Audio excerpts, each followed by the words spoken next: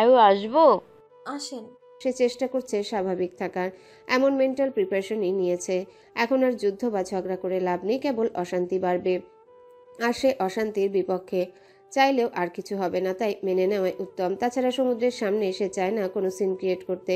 শাইলা এসে শাড়ি দেখিয়ে বলে, এটা পরো, তোমার সালোয়ার কামিজটা যে গর্জিয়াস, গরম লাগছে না? শাড়ি একা পরতে পারো তো? না, হেল্প লাগে। আসো, আমি হেল্প করি। শাইলা চৌধুরী খুব সুন্দর করে ওকে শাড়ি পরিয়ে দেন। আয়নার নিজেকে দেখে মনে হয় শুভ্র মেঘের ভেলা যেন। শাইলা চৌধুরী অল্প করে সাজিয়ে দেয় ওকে, এরপর বলল, তারপর সমুদ্র সাহেবকে তোমার বর হিসেবে কেমন লাগছে? আয়না দুপল ভেবে বলে, একদম অসভ্য আর বেয়াদব। আসলে সমুদ্রের ব্যাপারে ভালো কথা মুখ দিয়ে বের হয় না। আপনা আপনি বেয়াদব তকমা লাগাতে ইচ্ছা করে। যে লজ্জা দিয়েছে অফিসে একবার, তবে বুঝে ফেলে কথাটা বলা ঠিক হলো না। শাইলা চৌধুরী হতভম্ব হয়ে চেয়ে রয়, এরপর মৃদু হেসে বলে, তোমরা এই যুগের মেয়েরা ভীষণ অ্যাডভান্সড তো। সমুদ্র দেয়ালের সঙ্গে হেলান দিয়ে সিগারেট টানছে। রাত হলে বড্ড ধোঁয়ার নেশা চেপে বসে মাথায়। শহরের বাইরের দিকে রাতগুলো কেমন নিস্তব্ধ নিরিবিলি। গতদিন বৃষ্টি হওয়ায় কোথাও পানি জমেছে, সেখান থেকে ব্যাঙের ডাক কানে আসছে। সারাদিনে ঘটে যাওয়া বিষয়বস্তু নিয়ে ভাবে সে। এরপর একবার নিজেকে নিয়ে ভাবলো, অতীতের সকল কালোর সঙ্গে সংগ্রাম করে এগিয়ে তো এলো।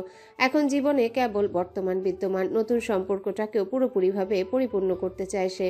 ধীর পায়ে রয়ে শয়ে তাদের রুমের দিকে আগায় সমুদ্র। রুমে আসতেই চোখ গেল আয়নার দিকে। ও মিররের সামনে বসে কি যেন করছে। আজ শাড়ি পরেছে, শাড়ি পরলে ওকে বেশ মানায়। মুগ্ধ দৃষ্টিতে ওর দিকে চেয়ে থেকে সমুদ্র বিছানায় চিত হয়ে শুয়ে বলে, তুমি কি এখন সাজতে বসবা?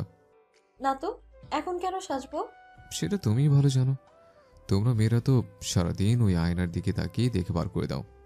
বাহ, আপনি দেখছি মেয়ে নিয়ে অনেক জানেন। সমুদ্র দুহাত প্রসারিত করে আরাম করে আড়মোড়া ভাঙল যেন। এরপর আয়নার দিকে তাকিয়ে বলে, আমি কি অনেক খারাপ নাকি? আয়না ভ্রুকুচকে জিজ্ঞাসা করে। এমন প্রশ্ন কেন? সমুদ্র তার দিকে এগিয়ে এসে বলে, তাহলে এত দূরত্ব কেন? আয়না চকিতে ওঠে।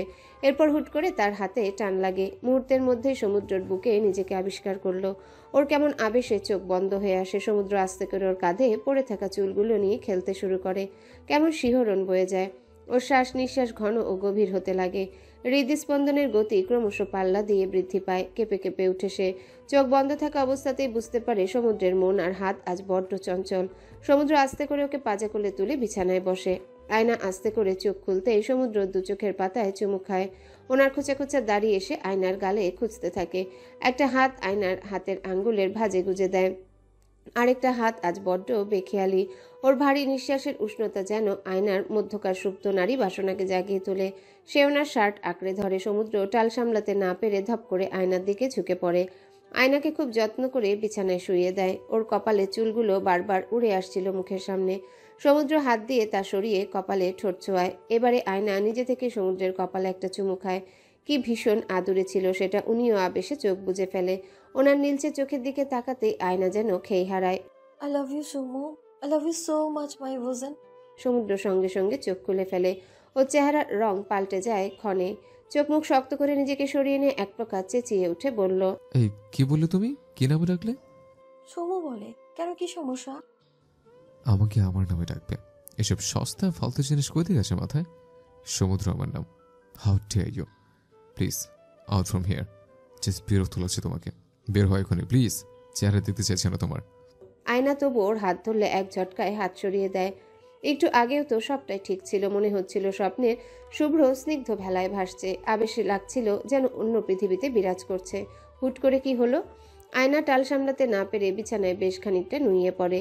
দুই হাত দিয়ে পড়ে যাওয়া থেকে সামলায় নিজেকে। চোখ ফেটে দুফোঁটা অশ্রুমালা বর্ষণ হলো। এরপর একাধারে চক্ষু জুড়ে অশ্রুপাত শুরু হয়। নিজেকে কেমন খুব ঠুনকো মনে হচ্ছে। কেমন যেন খুব ছোট ক্ষুদ্র মনে হচ্ছে, যার কারো কাছে কোনো মূল্য নেই, একদম মূল্যহীন যেন। আসলে কি সে এতটা ঠুনকো? আয়না আর কিছু বলতে পারে না, কেমন নিশ্চুপ হয়ে যায়। ওনার ওই আদুরে নীলচে চোখে আয়না কোথাও নিজের জন্য ভালোবাসা খুঁজে পায় না। একটু আগেও দুনয়নে কেবল মুগ্ধতা ছিল, এখন শুধুমাত্র ক্রোধ বিরাজমান। রুমের পিনপতন নীরবতা মনের ভেতরকার অনুভূতিগুলোকে ভেঙে গুড়িয়ে দিয়ে যাচ্ছে। এখন কিছু বলা মানে সমুদ্রের রাগ আরও বাড়ানো। সে আর অপমানিত হতে চায় না। বিনা কোনো অভিযোগে রুম ত্যাগ করে আয়না। আয়না ড্রয়িং রুম অবধি এসে কেমন টলতে থাকে। রুমে কেউ নেই। সব লাইট বন্ধ করে ডাইনিং রুমে কেবল একটা অল্প পাওয়ারের হলুদ বাতি জ্বলছে। আবছা আলোয় কেমন মাথা ঘুরিয়ে উঠল। আয়না বাথরুমের দিকে এগুলো। তার এখনই এই মুহূর্তে বাসায় যেতে মন চাচ্ছে। এক সেকেন্ডও ওই বাসায় থাকতে ইচ্ছা করছে না। অনেক কান্না পাচ্ছে তার। পানির কল ছেড়ে দিয়ে সে অনেকক্ষণ কান্না করে একা একা।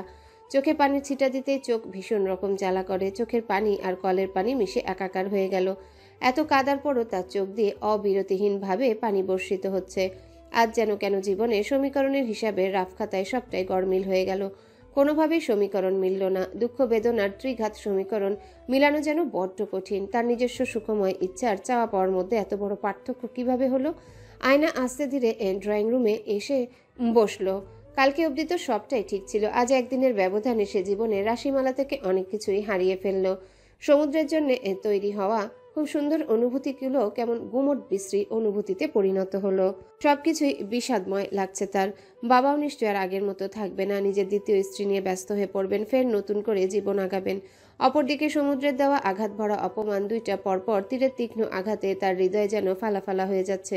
কিন্তু চিৎকার করতে পারছে না। আত্মচিৎকারগুলো বোবা হয়ে বুকে চাপ দিচ্ছে। মনে হচ্ছে হার্ট ফেল হয়ে যাবে, এত ব্যথা। আয়না দুহাত দিয়ে মাথা চেপে ধরে। ভীষণ মাথা ব্যথা করছে তার। এত বিশ্রী অনুভূতির সঙ্গে যুদ্ধে বরাবরই হেরে কুপকাত। আর একদম সহ্য হচ্ছে না তার। মনের ভেতরকার গুমট শীতল বিষাদময় অনুভূতিগুলোর কাছে সে আজ পরাজিত। মুখে কোনো কথা নেই যেন। সবটা মন আর নিজের একাকির মধ্যে চলমান। ঘড়ির কাঁটা পাল্লা দিয়ে চলছে। কতক্ষণ পার হয়ে যায় জানা নেই। সে সোফাতেই চিত হয়ে ঘুমে ঢলে পড়ে। আয়না কাঁদতে পারে না। কান্নাকাটি করলেই ভীষণ শরীর দুর্বল লাগে, মাথা ব্যথা করে, শ্বাসকষ্টের মতো হয়। দুর্বল হয়ে পড়ায় ভীষণ ঘুম পায় তার। চোখ বুজে আসে। আচমকায় কারো হাতে শীতল স্পর্শ টের পেতে আয়না নড়ে চড়ে উঠল। চকিতে উঠে সোফায় উঠে বসতেই পরিস্থিতি সম্পর্কে খেয়াল হলো। আয়নার সামনের দিকে তাকাতেই দেখলো সমুদ্র দাঁড়িয়ে আছে। ওনার দিকে তাকাতেই কিছুক্ষণ আগের ঘটা বেদনাদায়ক দুর্ঘটনার কথা মনে পড়ল। ওটা দুর্ঘটনা নয়, একদম দুঃস্বপ্নও না, কেবল ভাগ্যের নির্মম পরিণতি। আয়না ফের চোখ ফেটে কান্না আসে। সমুদ্র সঙ্গে সঙ্গে ওর দুগালে হাত রেখে চোখের পানি মুছে দিয়ে খুব আস্তে করে বলে, আয়না, রুমে এসো, তোমার জন্য অপেক্ষা করছিলাম। অপেক্ষা? তাও আবার আমার জন্য? হাসালেন। একটু আগেই তো নিচ থেকে বের করে দিলেন, এখন আবার অপেক্ষা করছেন কেন? সমুদ্র মনে হয় অপ্রস্তুত হয়ে পড়ে। কি বলবে না বলবে ভেবে পায় না। একটু পর হাঁটু গেড়ে বসে বলল, এভাবে রিয়েক্ট আমি করতে চাইনি। কি এমন করলাম যে আপনি আমার সাথে এতটা রুড হলেন? তুমি কিছু করোনি, সব দোষ আমার। আমি বিচার চাচ্ছি না আপনার কাছে থেকে। সমুদ্র ফোঁস করে দম ফেলে বলে, অনেক বেশি কষ্ট পেয়েছো? এত কান্নাকাটি কেন করলে? চোখের নিচটা তো ফুলের লাল আলু বনে গেছে। রুমে আসো, ঘুমাবে। আয়নার যেন ভীষণ রাগ লাগলো। সে একটু জোরে বলে ওঠে। আপনি যান এখান থেকে।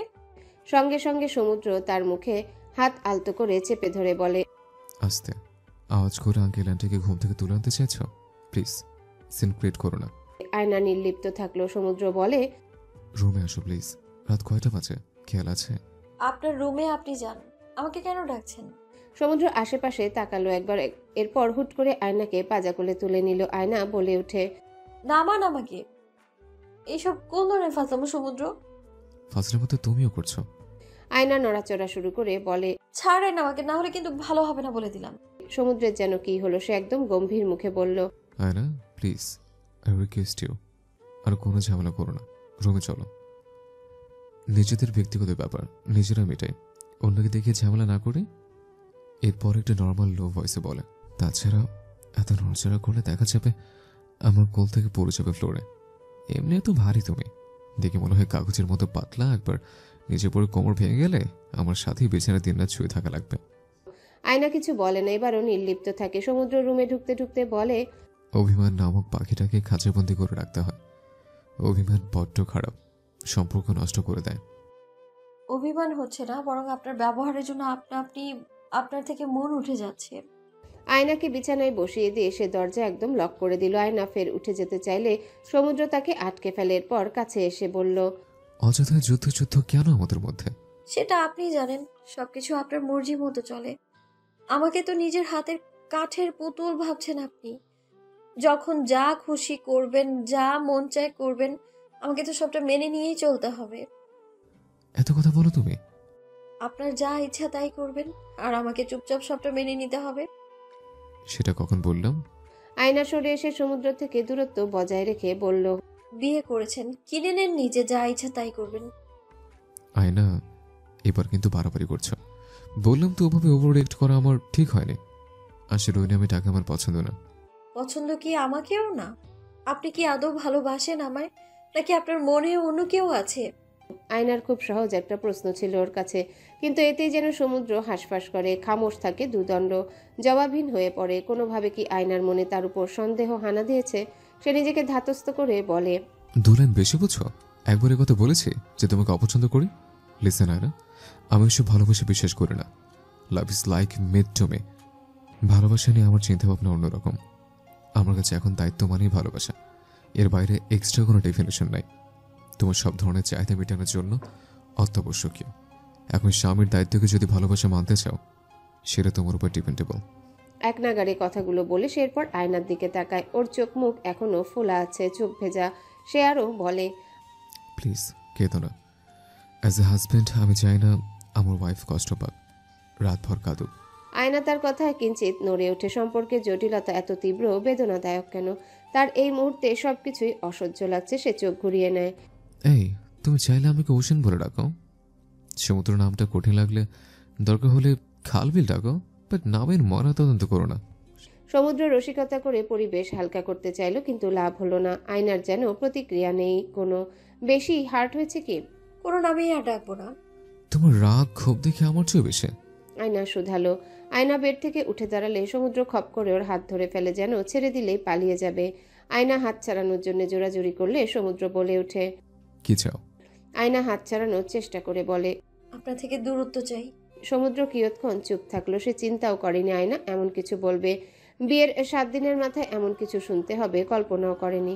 আচ্ছা, সে দিনকে দিন রিলেশনশিপ ম্যানেজমেন্ট এত বাজে হয়ে যাচ্ছে কেন? বাসায়ও আগের মতো কারোর সাথে ভালো সম্পর্ক নেই। নতুন সম্পর্কটাতেও কেমন তালগোল পাকিয়ে দিল। আগের সত্তা নিজের মধ্যে থাকলে এতক্ষণে জোর করে হলেও কোলে তুলে কতগুলো চুমুক খেয়ে প্রেমিকার রাগ ভাঙাতো, গান গেয়ে মন খারাপ দূর করে দিত। এখন আর ওসব পারে না। সবকিছুতে যান্ত্রিকতা এসে গেছে। আগের মতো মেন্টাল স্ট্যামিনা নাই নিজের মধ্যে। তবে জীবনের স্রোতের মাঝে পা যেহেতু ভাসিয়েছে, এখন গা ভিজলে তা সামলাতে হবেই। সে বলে, তাহলে কি ধরে নেব? সম্পর্ক শেষ করে দিতে চাচ্ছ? সম্পর্ক শেষ। শব্দ দুটি আয়নার কানে বাজলো খুব জোরে। বাহ, কি সহজ ওনার জন্য সবকিছু। এত অবলীলায় বলে দিল সম্পর্ক শেষ করবে কিনা। আয়না চোখ বেয়ে দুফোঁটা পানি গড়িয়ে পড়ে। সত্য বলতে আয়না ভীষণ আবেগী। ওর মনে কোনো কালো কিছুই নেই। কখনোই কারো জন্য অশনি কিছু কামনা করেনি। নরম মনের হওয়ায় হয়তো সমুদ্র ওকে নাজুক ভাবে।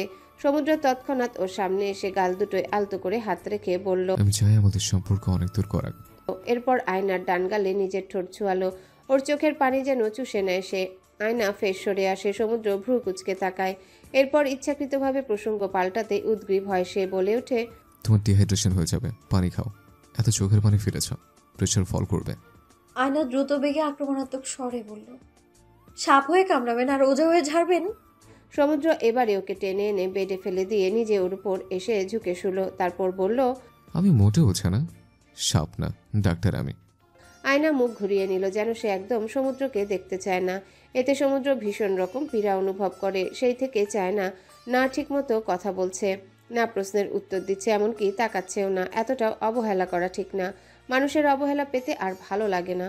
আয়না তার থেকে সরে এসে বেডের মাঝে বালিশ দিয়ে দিল। এরপর ওপাশ ঘুরে শুয়ে পড়ে। সমুদ্র বুঝে পায় না কি করা উচিত। এত বেশি টানা হেঁচড়া করলে সম্পর্কের বাঁধন না ছিঁড়ে যায়। নিজের ইগো একপাশে রেখে সিদ্ধান্ত নিল সরি বলবে। সরি শব্দটা সে একদম মুখে আনে না, কিন্তু আজ ব্যতিক্রম। সে বলে ওঠে, এই, ঘুমিয়ে পড়েছ? আয়না ওপাশ ঘুরে জবাব দেয়, হ্যাঁ। বাহ, ঘুমিয়ে ঘুমিয়ে কথা বলো তুমি। এরপর বিছানার মাঝে রাখা কুশনটা দুটো হাত দিয়ে টেনে ফ্লোরে ফেলে দিয়ে আয়নার নিকটে অবস্থান করে বলে, সরি আয়না। আয়না কোনো প্রতিক্রিয়া এবারও দেখালো না। হতাশ হয় সমুদ্র। এটাই লাস্ট অপশন ছিল। এরপর কি করবে সে জানা নাই। ভেবেছিল ইন্টিমেসি পর্যায়ের মাধ্যমে হয়তো শেষ ধাপে পৌঁছে যাবে, কিন্তু এখন মনে হচ্ছে আরও অনেক কিছু দেখা বাকি। সে আয়নার পাশ ঘেঁষে শুয়ে চুলে হাত দিতে আয়না একদম ওদিকে ঠেসে গিয়ে বলল, কাল ভার্সিটি আছে, ঘুমোবো আমি। এত সুদর্শন ইয়ং হাজব্যান্ড রেখে তুমি দেয়ালের দিকে তাকিয়ে থাকবে? আয়না জবাব দেয় না। মনে হয় ঘুমানোর চেষ্টা চালাচ্ছে। ওর ঘুম প্রয়োজন। সমুদ্র সব বুঝে, কিন্তু ওই অনুযায়ী মনের বিরুদ্ধে গিয়ে কার্য সাধন করতে ব্যর্থ হয় সে বারে বারে। সে বলে, আচ্ছা, তুমি আমি দূরত্ব ভর দিলাম। আশা রাখি আমাদের মধ্যকার দূরত্বের সম্পর্কটা ধ্বংস করবে না। যেহেতু দূরত্ব ঋণাত্মক না। সে নিজেও সরে এসে শুয়ে পড়ে অপর দিকে ঘুরে। আসলে কাছাকাছি হওয়া মানে কাছাকাছি থাকা না। এই তো 1 হাত দূরত্বে অবস্থান করেও তারা কতটা দূরের মানুষ। তাদের মধ্যবর্তী দূরত্ব হিসেব করলে ক্যালকুলেটরে ম্যাথ এরর আসবে।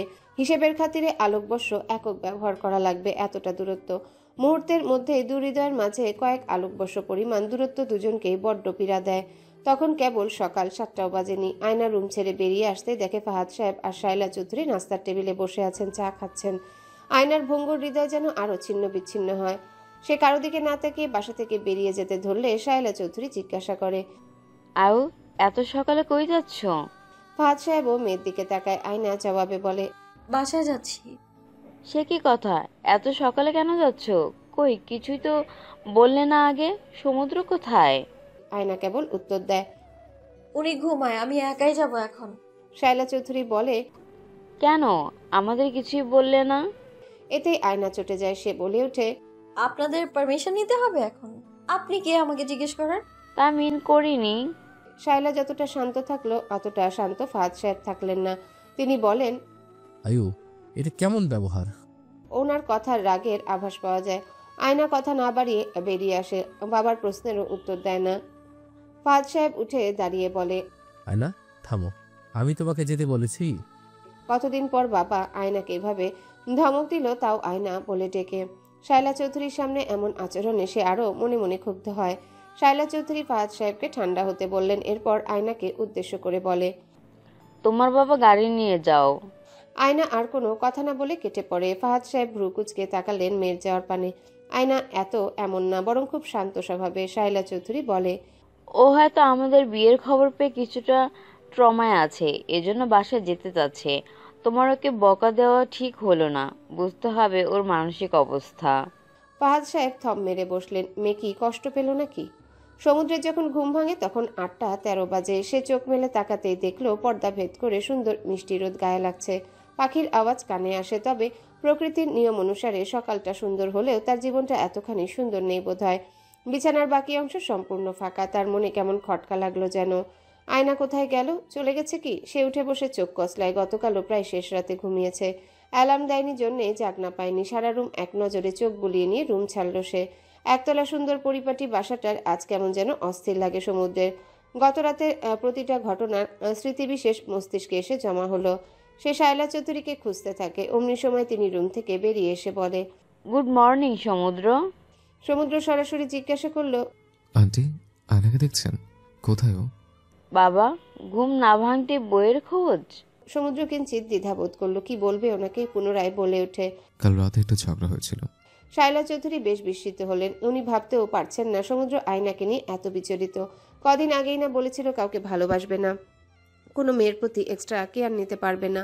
আজ আবার ওকে নিয়ে এত দরদ কেন? সে চতুরতার সঙ্গে শুধালো। কি হয়েছে? সমুদ্র একবার ভাবে তাদের মধ্যকার বিষয়াদি শেয়ার করবে না, তবে শায়লা চৌধুরী এক প্রকার জোর করলেন। পরবর্তীতে সমুদ্রর মনে হয় জানানো উচিত তাদের সম্পর্কের এমন বিশ্রী দূরত্বের কথা, জানিয়ে দেখা যাক কোনো সমাধান পাওয়া যায় কিনা। তাছাড়া শায়লা আন্টি তো তার সবসময় সাহায্যই করেন। সে সরল মনে বেশ মার্জিতভাবে দুজনার মনোমালিন্যের বিষয়গুলো জানালো। সমুদ্রকে দেখেই বোঝা যাচ্ছে ও ভীষণ টেনশনে আছে। শায়লা সামান্য হাসলেন, দুয়ে দুয়ে 4 মিলালেন। এরপর মুখ খুললেন। উনি বললেন, আয়ু, এর জন্য সকাল সকাল ঢাকায় ব্যাক করলো? ও আসলে তোমার সাথে থাকতে চাচ্ছে না? থাকতে চাচ্ছে না এমন কিছু বলেছে? বললো তো। কি বলেছ? শায়লা চৌধুরী বেশ বিপাকে পড়লেন। কিভাবে সমুদ্রের ব্রেন ওয়াশ করা যায় এটাই ভাবলেন। যেহেতু তিনি অনেক বুদ্ধিমতী, কাজেই বুদ্ধিও বের করে ফেললেন। মুখটা কালো করে কিছুটা নাটকীয় ভঙ্গিমায় বলে, কথা তো ওর আব্বুর সঙ্গে বলেছিল। যা শুনলাম তাতেই মনে হলো আয়ু এই সম্পর্ক থেকে বেরিয়ে আসতে চাইছে।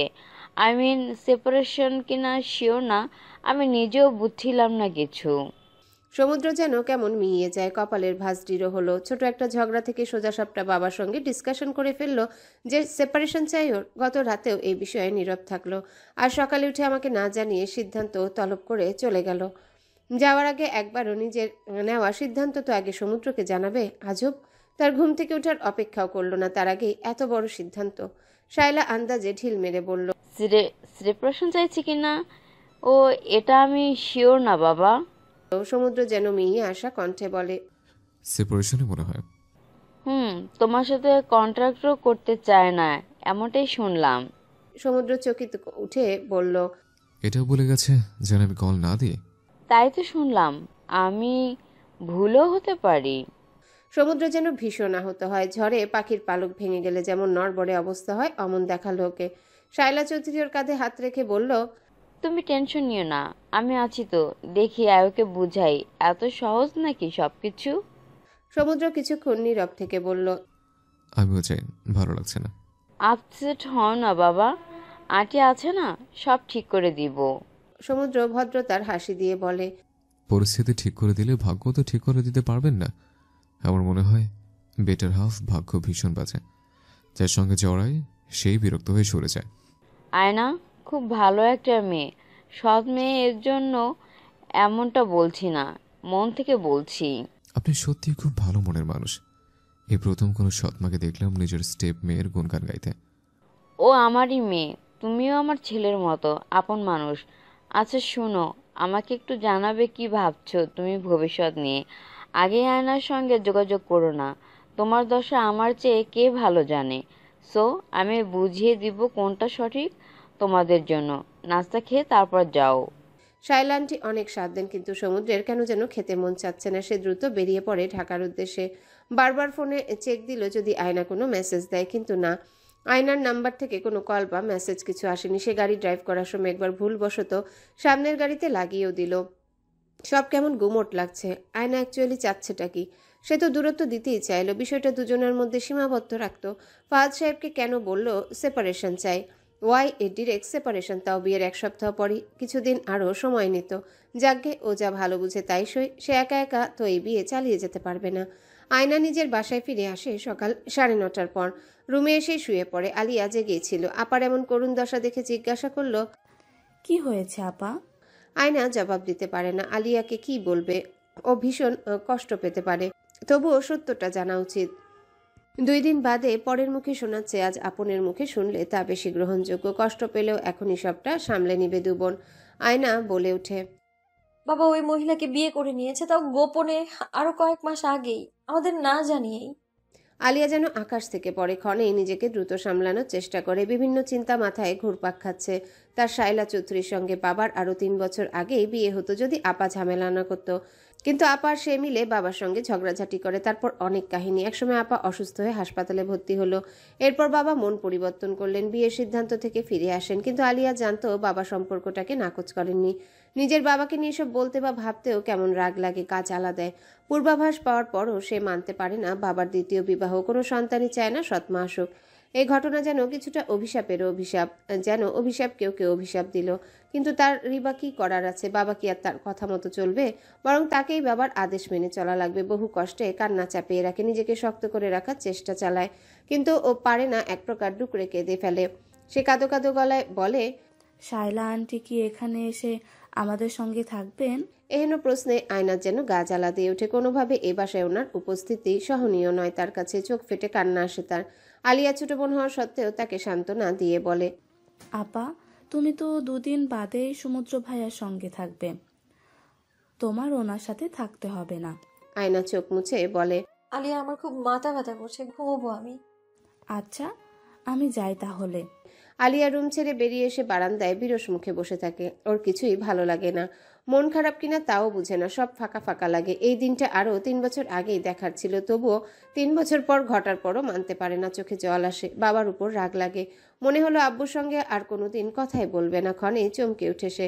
এমন কথা আগে আপা বলতো। আপা সাপ বলে দিয়েছিল বাবা বিয়ে করলে ওনার সাথে কথা বলা বন্ধ করে দিবে। এই জন্য কি বাবা আপার এত দ্রুত বিয়ে দিয়ে দিল?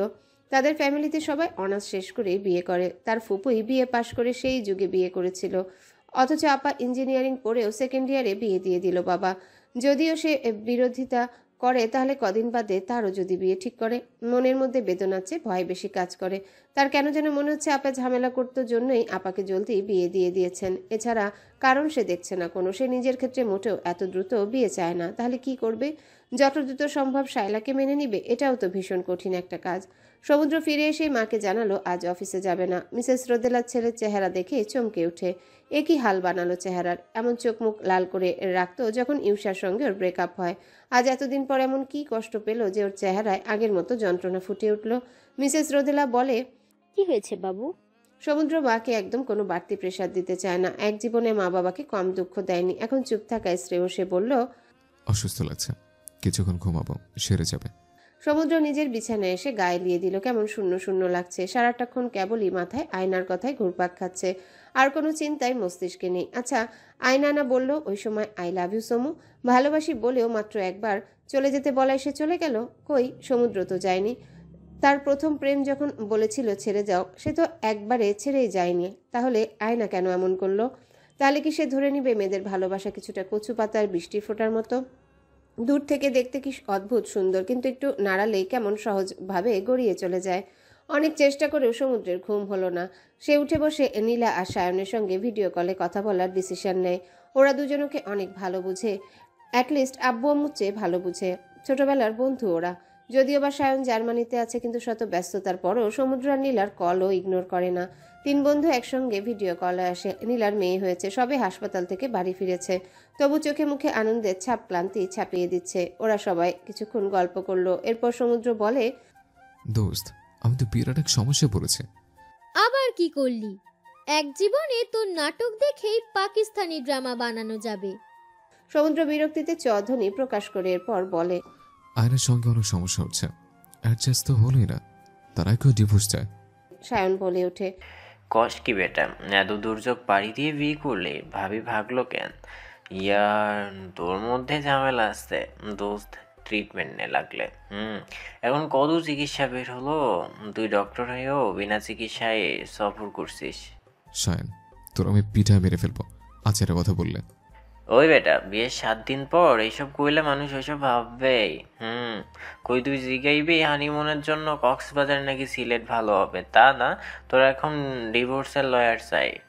সমুদ্র যতটা পারে রাগ নিয়ন্ত্রণ করে। এই সায়ন এত লেম কথা বলে। নীলা এতক্ষণ চুপ থাকে, এবারও বলে ওঠে, ডিটেলসে সব বলতো।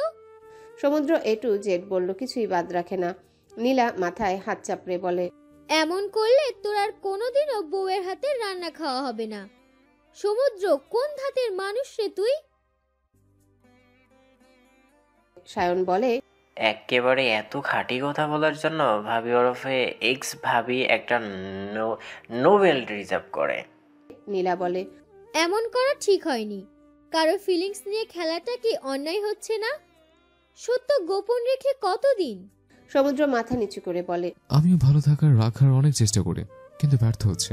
নীলা পরামর্শ দিল, দেখ, ভুলেও যোগাযোগ অফ করবি না, একটা বোকামি হবে। অ্যাটলিস্ট চ্যাটে থাক, দেখা কর ওর সাথে।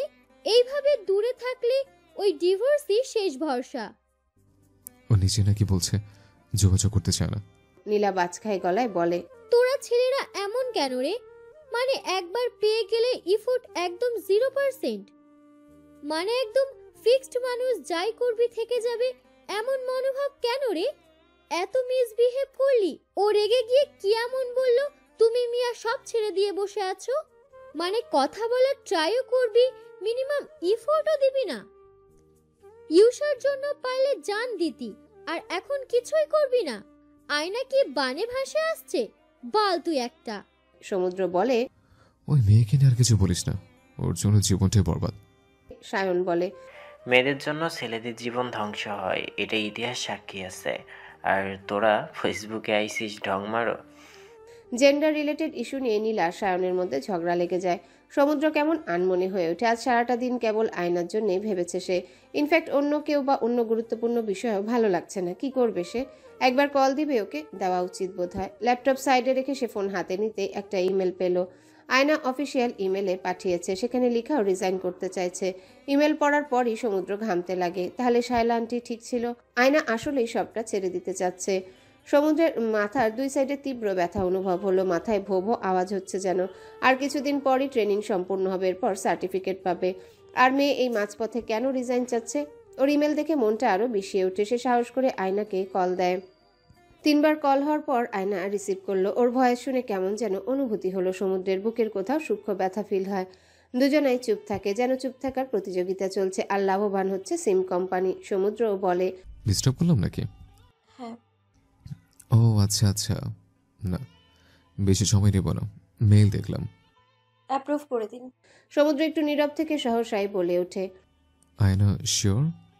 আর কটা দিন আসো, ট্রেনিং শেষ হলে আমি ম্যানেজ করে সার্টিফিকেট দিয়ে দেবো। অফিসে বাকি 3 মাস আসা লাগবে না। না, আমি আর আসবো না। অফিসে কয়েকদিন এক্সট্রা কোনো প্যারা দিব না, আসো, লাভই হবে। এই সময় রিজেন করার কি মানে? সে জিজ্ঞাসা করতে চাইছিল সেপারেশন নিয়ে কি ভাবছে আয়না, কিন্তু মুখ দিয়ে কিছুই বের হয় না সমুদ্রের। কিভাবে আগাবে সে? ধ্যাত, মাথায় কিছু আসে না। আচমকা সে বলে, হ্যাপি ডিস্টেন্স। অন্যান্য কাপলরা হ্যাপি টুগেদার সেলিব্রেট করে, আমরা না হলে ডিস্টেন্স পালন করি। ফানি। ফোন কানে নিয়ে বসে থাকে ও। ও প্রান্ত থেকে আয়না একদম চুপ। নিজেকে এত পরিমাণ বলদ মনে হচ্ছে। রাত 8টার দিকে আয়নার ফোন বেজে ওঠে। সে অতি দুঃখে পাথর হওয়ার মতো ভারাক্রান্ত হৃদয়ে যন্ত্রণা বিছিয়ে নিজের বেডে শুয়েছিল। সারাদিন মাথা ব্যথার অজুহাতে রুম ছেড়ে বের হয়নি। বিকেলের দিকে বলেছেন নাকে ব্যথা হচ্ছে, সহ্য করতে কষ্ট হচ্ছে, জন্যে শুয়ে আছে। যদিও শারীরিক ব্যথার চেয়ে মনের ব্যথাগুলো বেশি পীড়াদায়ক তার জন্যে আজ। বাবা নিজে ফিরে এসেছে দুপুরের পর। বাসার পরিবেশ একদম থমথমে নিস্তব্ধ, যেন কোনো নীরবপুরী। কিন্তু সাধারণত তারা সবাই বাসায় থাকলে অনেক হাসি মজা গল্প করে। আজ সব কিছুই ভিন্ন রকম। বাবা ইতিমধ্যেই 2বার রুমে এসেছে, কিন্তু একবার আয়না ঘুমের ভান ধরে, দ্বিতীয়বার দেখেও একদম চুপচাপ শুয়েছিল। বাবা বার কয়েক ডেকেছে, কিন্তু সাড়া দেয়নি সে। ফোন আবার বেজে উঠতে সে বিরক্ত হলো। স্ক্রিনে সমুদ্র নাম দেখতেই তার আরও রাগ লাগে। এতবার কল দেওয়ার কি আছে ওনার? সবটাই ঢং। যখন ইচ্ছা যা মর্জি তাই করবে। সে ফোন রিসিভ করতেই ওপাশ থেকে বলল, একটু বারান্দা আসো তো। কেন? এত প্রশ্ন করো কেন? আসো, গেলে দেখতে পাবে। না, পারবো না যেতে। হ্যাঁ, হ্যালো, তোমার রুমের বারান্দায় যেতে বলেছে, রকেটে করে নেপচুন গ্রহে যেতে বলা হয়নি। ইচ্ছে নেই। এত অলস কেন তুমি? আমি বসুন্ধরা থেকে মিরপুর আসলাম, আর তুমি রুম ছেড়ে বারান্দা আসতে পারবে না? আয়না এতক্ষণ খুব বিরক্তি নিয়ে কথা বলছিল। যখনই কানে ভাসে উনি এসেছেন, ও বাবাকে শেষ পর্যায়ে চলে যায়, প্রশ্ন করে, আপনি এসেছেন? কি মনে হয়? আয়না কথা বাড়ালো না, সঙ্গে সঙ্গে বারান্দায় গিয়ে উপস্থিত হলো। বারান্দার গ্রিলের ফাঁক দিয়ে দেখা যাচ্ছে রাস্তার ওই পাশে সমুদ্র ফোন কানে নিয়ে দাঁড়িয়ে আছে। ব্যস্ত রাস্তা, কোলাহলপূর্ণ। সেকেন্ডে 3টা রিক্সা পার হচ্ছে, তবুও আয়নার একটু হলেও ভালো লাগলো। সে তবুও কঠোর গলায় বলে, কেন এসেছেন? অফিস থেকে ফেরার পথে তোমার বাসার সামনেই গাড়ি আটকে গেল, আর ইঞ্জিন চালু হচ্ছে না। তাই নাকি? আমার বাসার সামনে ইঞ্জিন নষ্ট হলো? হুম। আয়নার তখন এত মেজাজ খারাপ হলো, সেই সাথে তিরতির করে একটা ভালো লাগার আবেশ ছুঁয়ে যায়। অ্যাটলিস্ট ভুজুং ভাজুং বলে হলে এসেছ তো। আয়নার একবার মনে হয়েছিল ওনার আসলে এই সম্পর্কটা নিয়ে কিছু যায় আসে না, নাহলে গত রাতে এত সহজেই কেন বলল সব কিছু শেষ করতে চায় কিনা। সমুদ্র ওপাশ থেকে বলে, হ্যালো। তখনও রাস্তা থেকে উপরের দিকে হাত নাড়ছিল হ্যালো বলার ভঙ্গিমায়। অক্টোবরের মাঝামাঝি, কিন্তু খুব একটা গরম ভাব নেই। একটা শান্ত ভ্যাবসাহীন আরামদায়ক বাতাস বইছে। তোমার দারুণকে নিয়ে একটা পার্সেল পাঠিয়েছে, নিয়ে নাও। পার্সেল কি জন্য? কিসের পার্সেল? আয়নার প্রশ্নে বেশ বিপাকে পড়ে সে। মেয়েটা একদম ছোট বালিকার মতো, সব কিছুতেই কেন কেন করে মাথা খায়। সে সহজভাবে না বলে পেঁচিয়ে উত্তর দিল, ডেলিভারি ম্যানের জব নেবো পার্ট টাইম, তাই একটু এক্সপেরিমেন্ট করলাম, কেমন হলো? আয়না ঠাস করে ফোনের লাইন কেটে দেয়। এ ধরনের ফাজলামও ভালো লাগে না একদম। সমুদ্র রাস্তা থেকে ইশারা করে বুঝায়, কি হলো, কেন ফোন কাটলে? আয়না উত্তর না দিয়ে বারান্দা থেকে ফিরে এসে দরজা লাগিয়ে দেয়। আয়না রুমে আসতে আলী এক প্রকার হুড়োহুড়ি করে একটা বক্স হাতে রুমে ঢুকে এরপর বলে, আপা, তোমার জন্য গিফট এসেছে, দেখো। আয়না বক্স খুলতেই অবাক। অনেকগুলো কিটক্যাট, ছোট বড় সব সাইজের চকলেটের প্যাকেট, আর ভেতরে একটা হোয়াইট লিলির বুকে। অবশ্য নোট দেওয়া নেই কোনো, তবে আয়নার ধারণা ডাক্তার সাহেব কোনো কারণে অনুতপ্ত বা সরি বোধ করলে ফুল উপহার দেয়। তখনই বেল বেজে ওঠে। গেটে মনে হয় ফাহাদ সাহেব খুললেন। বাইরে থেকে পুরুষালী আওয়াজ ভেসে আসে, নিশ্চয়ই সমুদ্র এসেছে। আলিয়া বেরিয়ে যায় দেখার জন্য। আয়না চুপচাপ রুমেই বসে, কিন্তু ওর নিজের স্বভাবেও চঞ্চলতা আছে। সে বসে থাকতে পারল না, বের হয়ে আসে রুম থেকে। সমুদ্র তখন ফাহাদ সাহেবের সঙ্গে বেশ সিরিয়াস ভঙ্গিতে কথা বলছিল। আয়নাকে আসতে দেখে দুজনার দৃষ্টি ওর দিকে গেল। ফাহাদ সাহেব সামান্য হাসলেন মেয়েকে দেখে। সারাদিনে কেবল রুম থেকে বের হলো, নিশ্চয়ই সমুদ্র এসেছে খবর পেয়েই বের হলো। আয়নার মনে হচ্ছে তার বের হওয়াই ঠিক হয়নি। সমুদ্রকে দেখার তো কিছু নেই। ওই ফালতু 3rd ক্লাস ছেলেটাকে এক ঝলক দেখতে আসার দরকার ছিল না। বাসার সবাই তাকে এলিয়েনের মতো ট্রিট করছে। এত অদ্ভুতভাবে তাকিয়ে কেন আছে সবাই? ওর কেমন আনইজি লাগলো। সমুদ্রই কথা বলে ওঠে, শুনলাম তোমার নাকি ভীষণ মাথা ব্যথা, ওষুধ খাবে এখন? আয়নার এহেন প্রশ্নে মেজাজ আরও বিগড়ে গেল। আরে বাবা, কোন ডাক্তার কি কোনোদিনও রোগীকে জিজ্ঞাসা করে যে মিস রোগী আপনি কি এখন মেডিসিন নেবেন? আজব তো। আয়না ওর দিকে তাকাতেই দেখে সমুদ্র আগে থেকেই ওর পানে চেয়ে আছে। আয়না দ্রুত রুমে ফিরে আসে কিছু না বলে। সমুদ্র একটু পর আয়নার রুমে ঢুকে, হাতে একটা কালো ব্যাগ। এখানে ওর কিছু প্রয়োজনীয় হেলথ ইকুইপমেন্ট থাকে। এই ব্যাগটা ওর খুব প্রিয় একটা ব্যাগ। ইন্টার্ন করার টাইমে ওর প্রিয় প্রফেসর উপহার দিয়েছিল এটা। আয়না তখন রুমে বসে কেবল একটা কিটক্যাট মুখে দিয়েছে। এমন সময় সমুদ্রের সাথে দ্বিতীয় দফায় সাক্ষাৎ ঘটে। সে দ্রুত নড়ে চড়ে বসে টেবিল থেকে ওড়না নিতে ধরবে, এমন সময় সমুদ্র শুধালো, থাক, ওড়না না নিলেও হবে, আমিও তো এসেছি, আমার সামনে ওড়না নেওয়া লাগবে না। কথাগুলো বেশ স্পষ্ট আর কেমন অধিকার বোধ স্বরূপ বলল। বলার ধাঁচেই যা প্রকাশ পাচ্ছে, কিন্তু আয়নাও কম যায় না। সে সঙ্গে সঙ্গে টেবিল টান মেরে একটু ঝামটা মেরে ওড়না গায়ে জড়ায়। টেবিল থেকে এক ঝটকায় নেওয়ার ফলে পাশে দাঁড়িয়ে থাকা সমুদ্রের হাতে লাগে। আয়না দেখেও যেন দেখে না। ইগনোর করে করে সমুদ্রের অন্তরে জ্বালা পোড়া আরও বাড়াচ্ছে ও। সমুদ্র এতদিন পড়ে এসেছে গ্যাস্ট্রিকের জন্য, পেটে বুকে জ্বালা হয়। আজ এক অভিনব গ্যাস্ট্রিক আবিষ্কার করে সে। এটা মোনোগ্যাস্ট্রিক। মনের মধ্যে জ্বালা পোড়া শুরু করে। তার ধ্যান ভাঙে। সমুদ্রের কেমন অদ্ভুত অনুভূতি হচ্ছে। এমন অনুভূতি খুব খুব তাড়া করে। চোখ গেল আয়নার হাতের দিকে। ওই তো এখনও তার নামের অক্ষরগুলো জ্বলজ্বল করছে আয়নার হাতের তালুতে। মুহূর্তের মধ্যে কেমন অজানা জেদ চাপে। খুব সেপারেশন চাই তোমার? চাইলেই বুঝি খুব দিব? আমাকে তো বলার সাহস পাচ্ছ না। সমুদ্রের কেমন আয়নার উপর বড্ড জোর খাটাতে মন চাচ্ছে। এমন উদ্ভট সব অনুভূতিকে দমিয়ে নিয়ে বলে, হলুদ খামটা দেখেছো? আয়না ভ্রু কুচকে বলে, কোন হলুদ খাম? সমুদ্র তার দেওয়া বক্স থেকে কিটক্যাট সরিয়ে একদম শেষ প্রান্ত থেকে একটা খাম বের করে দেয়। এরপর বলে, তোমার দিনমোহর সেদিন দেওয়া হয়নি তো, তুমিও চাওনি। আয়নার হাতে ধরিয়ে দিল। আয়না একবার ওর দিকে তাকালো। সমুদ্র আচমকা ওর নাকফুলের জায়গায় হাত রাখলো। আয়না কেঁপে উঠে কিঞ্চিত ও শুধালো, সয়েলিং তো হয়নি, তাহলে নাকফুল খুলে ফেলেছে কেন? এমনি। নাক ফুরানোর জায়গায় বন্ধ হয়ে যাবে, কিন্তু রক্ত জমাট বেঁধে তখন আর নাকফুল ঢুকবে না। না ঢুকলে নাই। বেশ ঝাঁঝালো কণ্ঠে বলে ওঠেও। সমুদ্র বুঝে কালকের রাগ সবটাই ওই নাকফুলের উপর দিয়ে যাচ্ছে। ওটা সমুদ্রের দেওয়া উপহার ছিল বটে। আর মেয়ে যে পরিমাণ রেগে বোম হয়ে আছে, নাকফুল পড়তে বললে বারান্দা দিয়ে রাস্তায় ফেলে দিলেও দিতে পারে। সমুদ্র ইচ্ছে করে ওকে চেতানোর জন্য বলে, অবশ্য নাকফুলে তোমাকে মানাও না তেমন, অযথাই করেছিলাম, বোঝা উচিত ছিল, বুদ্ধিমতী হলে বুঝতে। আয়নার এত রাগ উঠল। আয়না কি পড়বে না পড়বে, কাকে কোন নামে ডাকবে, এসব ওর একান্তই ব্যক্তিগত ব্যাপার। ওনার কিছু বলাই তো বেমানান, সেখানে ব্যাটা উল্টোপাল্টা মতামত দেয়।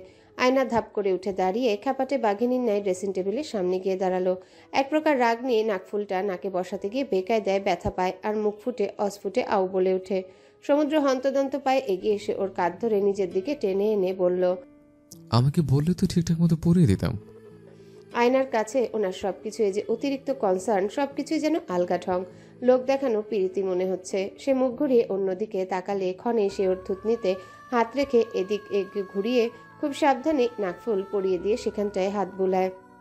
এরপর বলে, যার উপর আগ্নেয়গিরির মতো রেখে ফুসছ সে জলজান্ত সামনে আছে, পারলে তার উপর রাগ দেখাও, অন্য কিছুর উপর রাগ দেখাতে হবে না। এরপর টুক করে ওই জ্বলতে থাকা নাকফুলের উপর একটা আলতো করে চুমু খেলো। এরপর বলে, নাক বোঝা, এর জন্য ঠিকঠাক আরাম করে ভারী কিছু দিতে পারলাম না। আয়নার এত মেজাজ খারাপ হয়, সে সঙ্গে সঙ্গে বাজকায় গলায় বলে, বোচা নাক নিয়ে এত সমস্যা থাকলে বিয়ে কেন করলেন? খাড়া নাকওয়ালা মেয়ের কাছে যান, এক্ষুনি বেরোন আমার রুম থেকে। সমুদ্র হাসি আটকাতে পারে না। কালকে থেকে পরিস্থিতি এত বাজে যাচ্ছিল যে হাসার মতো পরিবেশ ছিল না, কিন্তু এই মুহূর্তে দম ফাটানো হাসি পাচ্ছে। মানুষ নিজের বোচা নাক নিয়েও এত অবসেসড হয়? আয়নাকে আর রাগানো ঠিক হবে না ভেবে সে রুম ছেড়ে বের হলো, কিন্তু একেবারে চলে যায় না। ফাহাদ সাহেবের সঙ্গে কিছুক্ষণ কথা বলে জানলো আয়না ওর বাবার উপরও রেগে আছে। সমুদ্রের মনে হচ্ছে আজ বুঝি রাগ দিবস, দেখি সুযোগ পেলে ওকে হ্যাপি অ্যাংরি ডে উইশ করে আরও খেপাতে হবে। সমুদ্র মনের ভুলেও শ্বশুরকে সেপারেশন নিয়ে কিছু জিজ্ঞাসা করেনি। নতুন জামাই সে, এসব জিজ্ঞাসা করা মানে হলো কিছুটা এমন, নিজে থেকে কুমিরের জন্য খাল কেটে সেই খালে সোফার এসির ব্যবস্থা করা। আগবাড়ায় বিপদ ডাকার মতো নির্বোধ হওয়া যাবে না। এজন্য কৌশলে সেপারেশনের এন্টি দেনমোহর বুঝিয়ে দিয়ে তাদের বিয়ের ভিত্তি আরও মজবুত করতে উঠে পড়ে লেগেছে। নিজের কামাই করা টাকা দিয়েছে দেনমোহরে, অধিকার তো আছেই। আজ থেকে আরও এক ধাপ বেশি এগিয়ে গিয়ে আরও বেশি অধিকারের ভাগিদার হলো। ফাহাদ সাহেবের সঙ্গে বসে টিভি দেখতে বসে সে। একটু পর ফাহাদ সাহেব উঠে পড়লেন। মনটা বড় উসখুস করছে সমুদ্রের। আয়নাকে দেখলে 1 কাপ চা বানাতে বলবে। রুমে যেতেও খানিক লজ্জা লাগছে। কিছুক্ষণ পর আয়না বের হয়। ওকে দেখে বোঝার উপায় নেই ওর মনে কি ঝড়টাই না গেছে। বেরিয়ে এসে দেখলো সমুদ্র টিভিতে খেলা দেখছে। মুখের এক্সপ্রেশন দেখে বোঝা যাচ্ছে নিশ্চয়ই বাংলাদেশ আজ খুব বাজে খেলছে। সমুদ্র আয়নাকে দেখা মাত্রই টিভি অফ করে দেয়। আয়না প্রশ্ন করে, অফ কেন করলেন? বউ সামনে থাকলে টিভি দেখা ঠিক হবে না। আয়না বিরক্ত হয়ে চলে যায়। ফাহাদ সাহেব সবকিছুতেই মাত্রাতিরিক্তভাবে বাড়াবাড়ি করেন। আজ নিজের বাসা জ্বলছে, নিজের মেয়ে রেগে আছে, তবুও মেয়ে জামাই আপ্যায়নে কমতি রাখেন না। সমুদ্রকে কল করেছিলেন তিনি এমনি কথাবার্তার জন্য। কথার ফাঁকে বললেন আয়না সারাদিন মাথা ব্যথার জন্য শুয়ে আছে। এটা শুনে সমুদ্র আসবে বলে জানায়। এরপর তিনি হালিমা বুয়াকে দিয়ে খাসির মাংস, মুরগির মাংস আর রূপচাঁদা মাছ রান্না করতে বলেন। সমুদ্রকে ডিনার করতে দিলেন, কিন্তু নিজে না খেয়ে রুমে ঢুকে পড়ে। সমুদ্র অল্প খেয়ে আয়নার রুমে যায়। আয়না তখন বেডের উপর অযথায় গোছানো কাপড়গুলো ভাঁজ খুলে ফের গুছাচ্ছে। এসব ইচ্ছে করেই করছে যেন ব্যস্ত থাকা যায়। সমুদ্র গিয়ে একটা গুছিয়ে রাখা ওড়না হাতে নেয়। এরপর বলে, গোছানো জিনিস এলোমেলো কেন করছো? আমার কাপড় আমি যা ইচ্ছা করবো, আপনার কি তাতে? আমার বউয়ের কাপড়, তাই এত কিছু। তোমরা একটা ওড়না নিয়ে যাই। ওনা দিয়ে আপনি কি করবেন? কিছু করবো না, জাস্ট আমরা আলমারিতে রেখে দেবো। আমার মতো আমার আলমারিও বিবাহিত ব্যাচেলর, মেয়ে কাপড়ের ছোঁয়া চাই ওর। কি কান্নাকাটি করে প্রতি রাতে জানো না তো। সেদিন বলছিল আমার কাঠের তাকে আর জেন্টস প্যান্ট চাই না, মেয়েদের কাপড় সাজিয়ে রেখে আমাকে ক্ষমা দাও। এর জন্য নিয়ে যাচ্ছে তোমার ওড়না। আলমারির দুঃখে আমিও দুঃখিত। আয়নার এত পরিমাণ হাসি আর মেজাজ গরম দুটো একসঙ্গে হলো। আচমকায় সমুদ্র তার হাত টেনে ধরে নিজের সামনে দাঁড় করায়। এরপর বলে, আর কত রাগ করে থাকবে? আয়নার সত্য বলতে সমুদ্রের উপর রাগ অনেকখানি কমে এসেছে। ওর এক্সপেকটেশন এত ডাউন ছিল, ভেবেছিল সমুদ্র আর কোনোদিন আসবেই না, ফোনও দিবে না, কিন্তু ও এসেছে। এতেই খুশি আয়না। ওর লাইফে প্রথম পুরুষ হলো সমুদ্র। ওর উপর অটোমেটিক রাগ কমে আসে, কিন্তু অভিব্যক্তিতে প্রকাশ পায় না। সমুদ্র ওড়না টান মেরে পকেটে ঢুকালো। আয়না অসন্তোষ দৃষ্টিতে তাকিয়ে থাকে। দাঁতে দাঁত চেপে বলে, আমার ওনা ফেরত দিন। লাগবে আমার। আয়না মনে মনে ভাবে, এই লোকটা তো পিকুলিয়ার কেন? উফ, ওনা দিয়ে তার কাজটা কি? মনে যাচ্ছে এক্ষুনি 4টে ওনা ওনার গলা ঝুলিয়ে দিতে। চত্বর। কিয়ৎক্ষণ পরে সে আয়নার দিকে ঝুঁকে এসে ওর কোমর আলতো করে ধরে। মুখে চোখে ঠোঁট গোল করে ফু দেয়। নিজের মুখটা একটু সামান্য আগাতে সিগারেটের বাজে গন্ধ ভেসে আসে। বিরক্ত হয় আয়না। ডাক্তার হয়েও সিগারেট খায়, তার উপর ওর একদম সিগারেটের স্মেল পছন্দ না। সিগারেটের গন্ধে তো আপনার পাশেই থাকা যাচ্ছে না, প্লিজ দূরে সরেন। সমুদ্র বলে, ঘরে বউ আসলে সিগারেটের প্যাকেট ভুলেও খুলে দেখবো না, তখন তো অন্য প্যাকেট খুলতেই টাকা হয়ে যাবে। অন্য প্যাকেট বলতে কি মিন করছেন? কাপড় আর থালা বাসন মাজার সাবানের প্যাকেট। ডাবল মিনিং কেন নিচ্ছ? আয়না পাগলের কথায় সাড়া দেওয়ার প্রয়োজন মনে করে না। তোমার বাবা ডিনার করালো, কিন্তু ডেজার্ট তো দিল না। আয়না ভ্রু কুচকে তাকাতেই ওকে মুহূর্তের মধ্যেই সমুদ্র নিজের বাহুডোরে আবদ্ধ করে নেয়। আয়না পিলে চমকে উঠে দূরে সরে আসতে চায়। সমুদ্র বাধা মানে না। দরজা খোলা। আচ্ছা, আপনার কি কাণ্ডজ্ঞান নেই? কমন সেন্সের অভাব আপনার। সমুদ্র চোখ বুলিয়ে দেখে আসলে দরজা অল্প একটু ফাঁকা হয়ে খোলা আছে।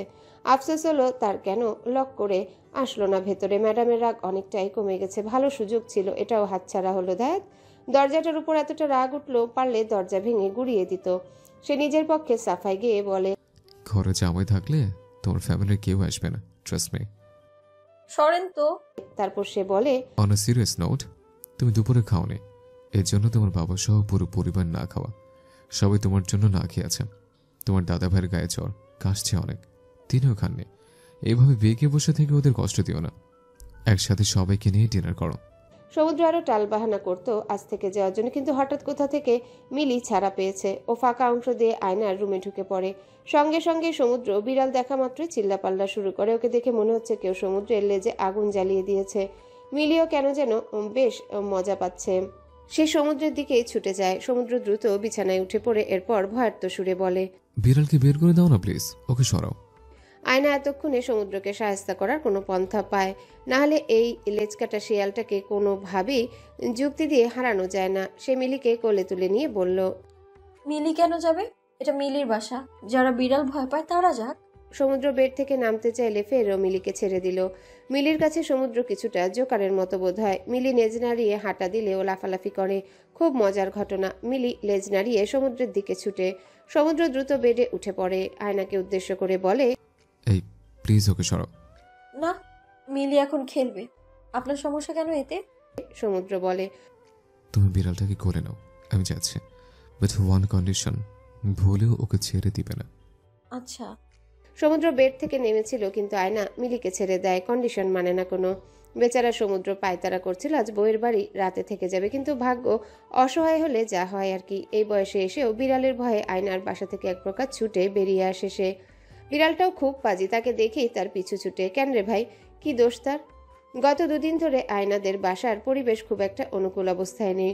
সময় মাফিক সব হচ্ছে, কিন্তু তবুও ঝড়ে ভেঙে পড়া গাছের মতো করুণ দশা সবার। ফাহাদ সাহেবের দ্বিতীয় বিয়ের খবর বয়োজ্যেষ্ঠদের গুটি কয়েকজন জানতেন, তবে এখন খোলাসা হওয়ার পর ফ্যামিলির সকলে জেনে যায়। আয়নার সবচেয়ে আশ্চর্য লাগে, বেশিরভাগ মানুষই ফাহাদ সাহেবের পক্ষ নিয়ে কথা বলে সরে পড়ছে।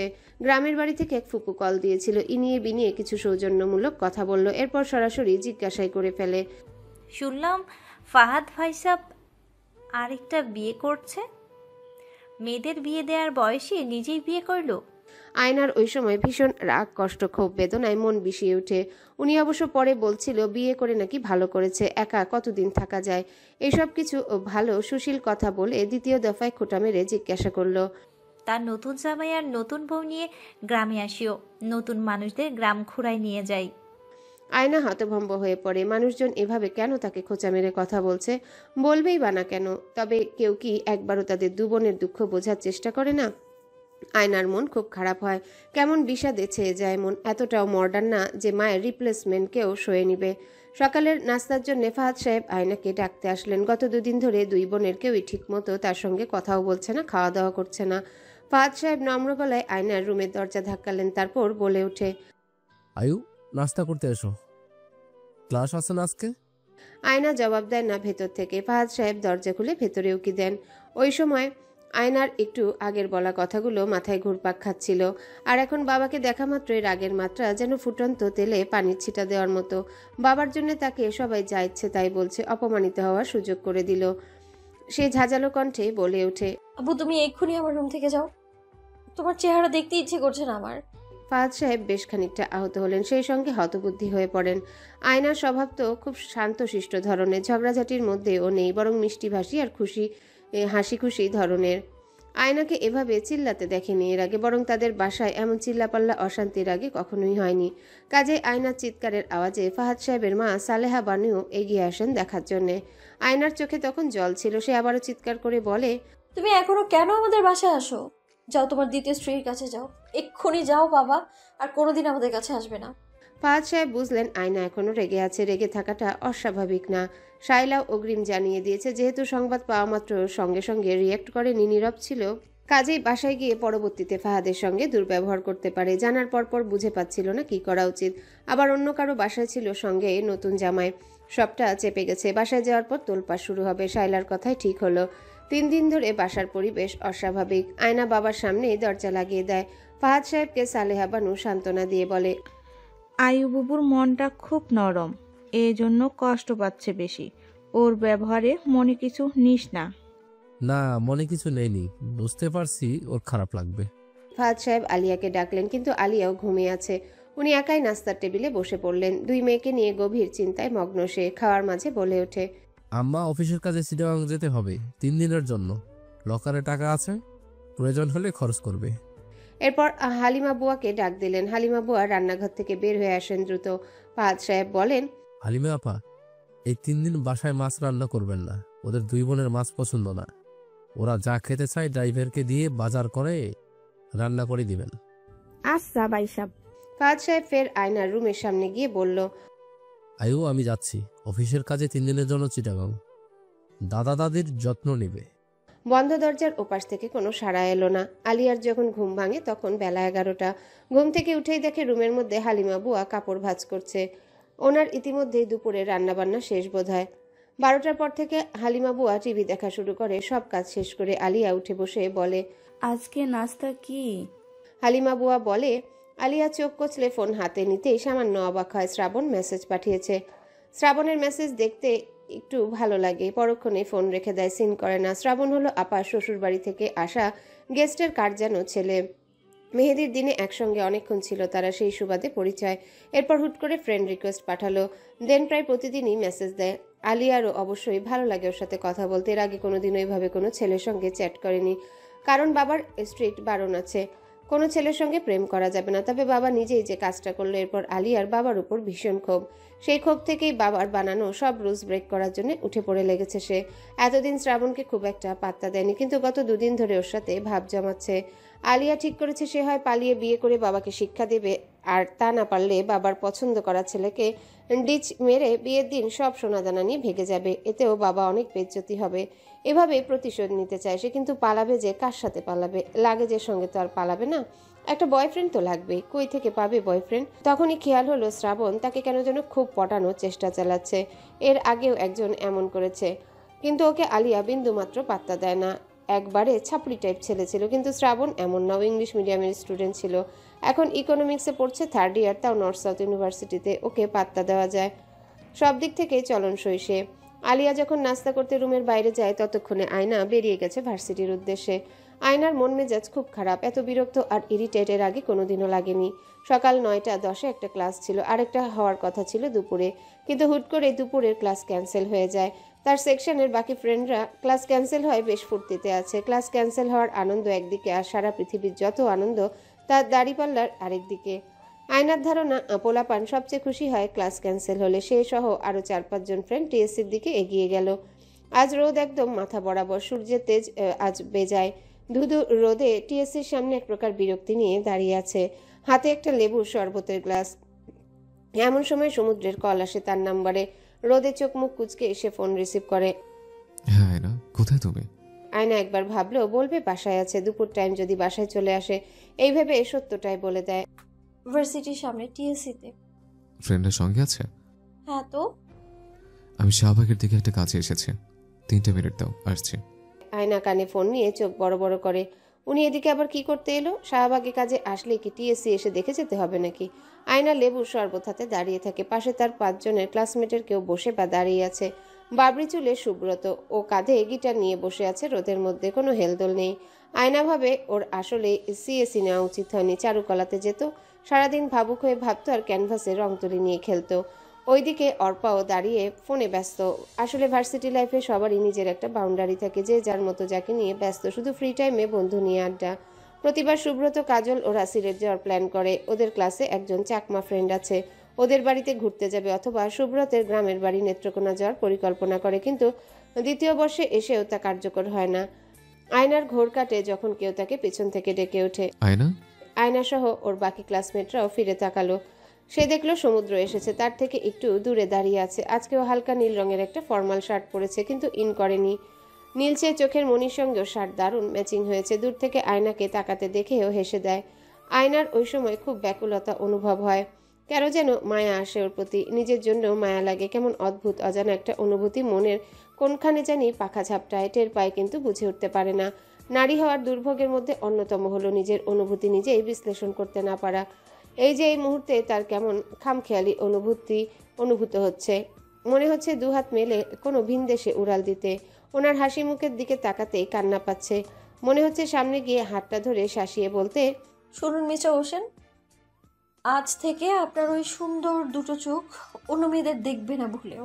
রাস্তায় বের হওয়ার সময় চোখ বেঁধে বের হবেন। এখন উনি যদি প্রশ্ন করেন চোখ বেঁধে বের হলে তো দুর্ঘটনা ঘটবে, তখন আয়নার কাছে উত্তর থাকবে না, ব্যাখ্যা থাকবে না। কিন্তু এত সুন্দর মিষ্টি অনুভূতির মধ্যেও বিশ্রী একটা স্মৃতি ভেসে আসে। তবু একটা কিন্তু রয়ে যায় কোনো এক পঠিত পাতায়। সমুদ্র রাস্তা ক্রস করে তার সামনে এসে দাঁড়ায় এবং বলল, আয়নাকে প্রথমবার ফ্রেন্ড ব্যতীত কোনো অপরিচিত পুরুষের সঙ্গে কথা বলতে দেখে অর্পা অবাকই হয়। ওর খেয়ালই ছিল না বান্ধবীর বিয়ে হয়েছে। অবশ্য সুব্রত আর কাজলের মনে হলো এটা নিশ্চয়ই দুলাভাই, কারণ বিয়ের ছবি দেখেনি। আন্দাজে কিছু বলাও যায় না জন্য চুপ থাকে। অর্পা একটু ঠোঁট কাটা স্বভাবের বলে ফেলে, এই লম্বু ব্যাটা কে রে দোস্ত? তোর সঙ্গে কেন কথা বলে এই লম্বু ব্যাটা? আয়না এত বেশি অস্বস্তিতে পড়ল, সে সমুদ্রের পানে তাকায়। ও মিটমিটিয়ে হাসছে যেন। আয়না আস্তে করে বলে, ওনার নাম সমুদ্র, আমার হাজবেন্ড, তোদের দুলাভাই। কথাগুলো বলার সময় নিজের গলার স্বর কেঁপে ওঠে। লাজে কিঞ্চিত পরিমাণ গালের ফোলা অংশে লাল রক্তিম আভা ফুটে ওঠে। সবাই নড়ে চড়ে উঠল। এরপর সমুদ্রের সঙ্গে কথা বলা শুরু করে। অর্পা ক্ষমা প্রকাশ করলো। ভাবুক সুব্রত গিটার বের করে এনে বলে ওঠে, আয়না আর দুলাভাইয়ের জন্য 2 লাইন গাই, গরিবের তরফ থেকে ছোট উপহার। ও গিটারে টুংটাং আওয়াজ তুলে। টিএসসির মোড়ে এমন গিটারিস্ট গোয়ানিজ ডিসুজা অহরহ খুঁজতে পাওয়া যায়। যে হাতে জাভা পাইথনের কোডিং তোলার কথা, সে হাতে অবলীলায় গিটারে সুর তুলে গেয়ে ওঠে। আমায় প্রশ্ন করে নীল দুবুর তারা, আর কত কাল আমি রব দিশে হারা। আমায় প্রশ্ন করে নীল দুবুর তারা, আর কত কাল আমি রব দিশে হারা।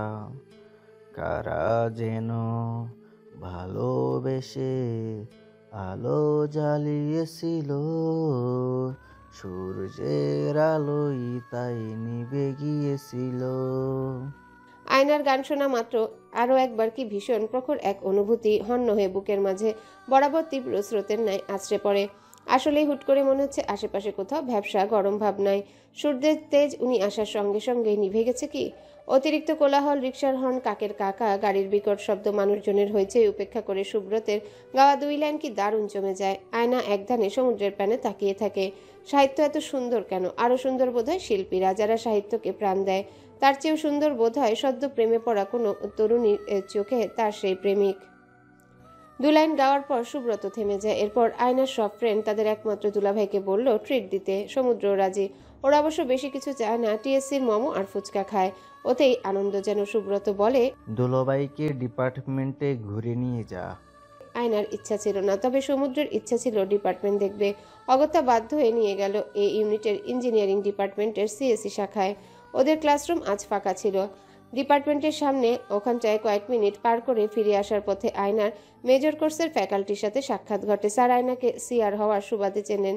স্যার অনেক রসিক লোক, মজা নিয়ে পড়ায়। ওনার ক্লাসে হাসি মাস্ট, এজন্য আয়নার প্রিয় শিক্ষক। উনি করিডোর বা ভার্সিটির যে কোনো জায়গায় দেখা হলে শিক্ষার্থীদের 2টি প্রশ্ন করে, কেমন আছো আর কই যাচ্ছ। আজও ব্যতিক্রম হলো না। উনি সালামের জবাব দিয়ে প্রশ্ন করলেন আয়নাকে উদ্দেশ্য করে। এরপর সমুদ্রকে খেয়াল হলো। সমুদ্র পোশাক আশাক দেখেই বোধ করি বুঝলেন ছাত্র না। পুনরায় জিজ্ঞাসা করলো, কে তুমি বাবা? সমুদ্র একবার আয়নার দিকে তাকায়, এরপর নিজে থেকে সুন্দর করে সালাম দিয়ে যথেষ্ট ভদ্রভাবে বলে, স্যার, আমি আয়নার স্পাউস। স্যার শুনে বেশ খুশি হলেন। ছাত্রছাত্রীদের তিনি নিজের সন্তান সমতুল্য ভাবেন। ওদের সুখী পরিবার দেখে ভালোই লাগে। তাদের দাম্পত্য জীবন যেন সুখময় হয়, সেই দোয়া দিলেন। এরপর জিজ্ঞাসা করলো, বাবা তুমি কিসে পড়ছো? তুমিও ইঞ্জিনিয়ার নাকি? না স্যার, আমি ম্যাককুয়ার ইউনিভার্সিটি সিডনি অস্ট্রেলিয়া থেকে মেডিকেল সায়েন্স নিয়ে পড়েছি। মাশাআল্লাহ, তুমি তো তাহলে আমাদের সিএসসি ডিপার্টমেন্টের জামাই। আবার এসো কেমন, জামাই বলে কথা। স্যার যেতেই সমুদ্র শব্দ করে হেসে প্রায় মাটিতে লুটিয়ে পড়ে। এরপর বলে, ইন্টারেস্টিং তো। পিচ ঢালা রাস্তার উপর দিয়ে গাড়ি সাই সাই করে এগিয়ে যাচ্ছে। সমুদ্র মনোযোগ সহকারে ড্রাইভ করছে। পাশের সিটে চুপটি করে বসে আছে আয়না। ওর মধ্যে কোনো হেলদোল নেই, বাসায় ফেরার তাড়াও নেই, বরং বাসায় ফিরতে না পারলে স্বস্তি বোধ করবে। সমুদ্র কোথায় নিয়ে যাচ্ছে সে ব্যাপারে কিছুই জিজ্ঞাসা করেনি। কোথায় বা সর্বোচ্চ নিয়ে যেতে পারবে? নরকে? ওই নরকের কারারুদ্ধ গুমট পরিবেশ তো নিজের বাসাতেই বিরাজমান। আয়নার চোখ বুজে আসছিল। সমুদ্র একবার ওর দিকে তাকায়, এরপর শুধালো। ঘুম পাচ্ছে? আয়না হকচকিয়ে ওঠে। এরপর বলে, ভেবেছিলাম তোমাকে নিয়ে ঘুরবো কোথাও, দেন লাঞ্চ করবো, বাট মিটিং আছে। এখন কিন্তু মিটিংয়ে যাচ্ছে। মিটিং শেষ করে লাঞ্চ করে বাসায় পৌঁছে দিব। আয়নার একবার বলতে মন চাইলো বাসায় যাব না, গাড়ি থামান, কিন্তু শরীরে জোর পায় না, কেমন ক্লান্ত লাগছে। সমুদ্র বার কয়েক আয়নার দিকে তাকায়। যতবারই ওকে দূর থেকে অফিসে দেখেছে, মেয়েটা এত নিশ্চুপ স্বভাবের না। সবসময় একটা চঞ্চলতা ভাব থাকে ওর মধ্যে। অফিসে প্রায় সবার সঙ্গে ওর ভাব, সবার সঙ্গে কাজ বাদ দিয়ে খালি গল্প করে। সেই মেয়ে নিশ্চয়ই বড় আঘাত পেয়েছে বিধায় এত নিশ্চুপ। সমুদ্রের অনুতপ্ততার মাত্রা সময়ের সাথে পাল্লা দিয়ে বাড়ছে। কেন সে নিজের অতীত টেনে এনে বর্তমানকে কষ্ট দিল? কেন নিজেকে নিয়ন্ত্রণ করতে পারেনি? তার একটা ভুল কাজের জন্য এখন দুজনকেই পোহাতে হচ্ছে। অন্যকে দুঃখ দিয়ে কোনোভাবে সে সুখে থাকতে পারে না। অন্যরা অবশ্য পারে, কিন্তু সমুদ্র পারে না। নিজের কাছে নিজেই ছোট হয় খুব। আয়নাকে ওভাবে বাজেভাবে ট্রিট করার পর সে এত পরিমাণ গিল্ট ছিল, সরি বলেও কাজ হলো না। তাদের সম্পর্ক এখন কেমন জানি নড়বড়ে হয়ে উঠেছে, বাবুই পাখির বাসার মতো। ঝড়ে যে কোনো সময় ভেঙে যাবে, কিন্তু দূর থেকে সুন্দর পরিপাটি, এমনটা সে কোনোদিনও আশা করেনি। আয়নাকে কখনো ইউসার সঙ্গে সে মনের ভুলেও তুলনা করতে চায় না, করবেও না ভবিষ্যতে। কিন্তু ওই দিন কি যে হলো, সমু নামটা শুনতেই গা জ্বালা দিয়ে ওঠে। তার অতীত যে বড্ড কালো, অমন কালোকে কেউ স্মরণ করতে চায় না। সমুদ্রের গাড়ি থামে গুলশান একের একটা অফিসের সামনে। তখন 4টার বেশি বাজছিল। আয়নাকে নিয়ে 10তলায় লিফটে উঠে পড়েও। আজকে রুহুল সাহেবের সঙ্গে আলোচনা করবে আপকামিং প্রজেক্ট নিয়ে। বহুতলা ভবনের অফিসটা সম্পূর্ণ কাচে ঘেরাও করা। কাচের ভেতর গলিয়ে সূর্যের রশ্মি এসে ঝিলিক মারছে। ওই কাচের প্রতিবিম্বতে আয়নাকে দেখতে পায় সমুদ্র। ওকে এক প্রকার ক্লান্ত, বিধ্বস্ত লাগছে। নাকফুলটা এখনো জল করছে, কেমন মায়া কাজ করে। দায়িত্বের দ্বিঘাত সমীকরণের দুটি মূলের মধ্যে তো মায়া নেই। তাহলে মায়া কেন কাজ করলো? হয়তো ওর মনে দুঃখ দিয়েছে জন্য বই কি।